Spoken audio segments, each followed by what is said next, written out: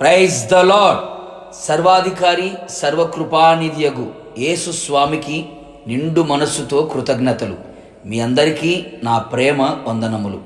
ఈ దినపు యేసయ్య జీవపు మాట యోబు గ్రంథము 11వ అధ్యాయము 15వ వాక్య భాగము. నిర్భయుడవై నీవు స్థిరపడి యుందువు.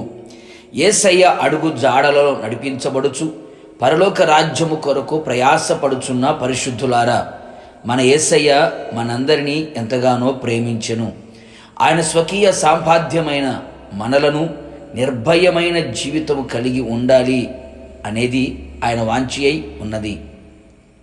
మనమందరము మనముంటున్న ప్రాంతములో దేశములో నిర్భయముగా నివసించాలి, నిర్భయముగా కాపురం చేయాలి, నిర్భయులమై అన్ని విషయములలో స్థిరపడి ఉండాలి, నిర్భయముగా ప్రవర్తించువారమై ఉండాలి, నిర్భయముగా సంచరించువారమై ఉండాలి.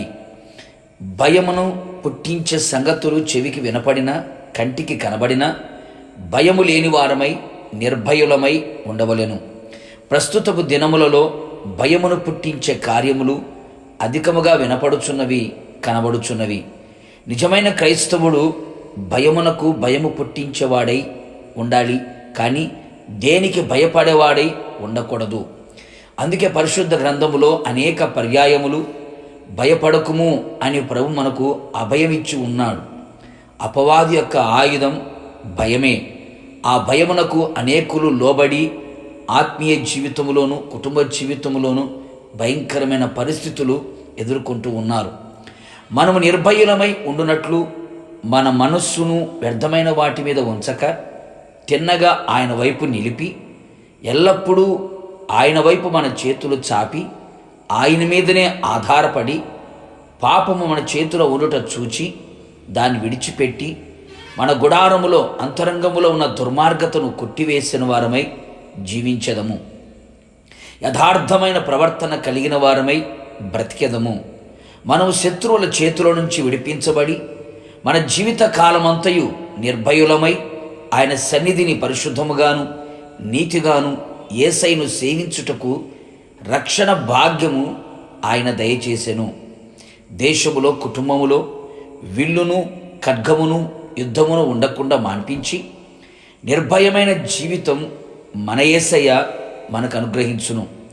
రాబోయే కాలమును గూర్చిన భయము లేకుండా ఆయన మనలను నిర్భయముగా ఉంచును. యేసయ్య మన పక్షముగా ఉండగా మన ఎదుట ఉంచబడిన ఎలాంటి సమస్యలైనా రోగములైన శత్రువు కార్యములైన మనుషుల కుయుక్తులైన భయపడకుండా నిర్భయులమై యేసయ్య రాకడలో ఆయనను మనము ఎదుర్కొనేదము. ప్రార్థన.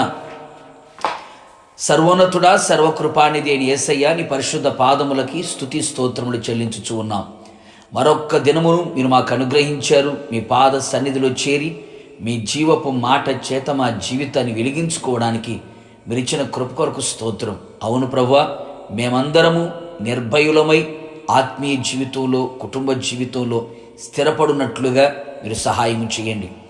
అనేక మంది అనేక విషయాలలో భయమునకు కలవరమునకు ఆందోళనకు గురైపోయి ఆత్మీయంగా శారీరకంగా మానసికంగా అనేక మంది కృంగిపోతూ ఉన్నారు. ప్రభువా, మీరు మా పక్షముగా ఉన్నారు.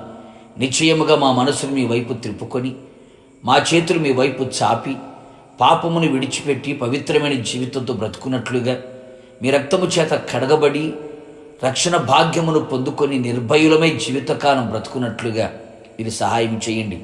మీరు మా పక్షముగా ఉన్నారు ప్రభువా.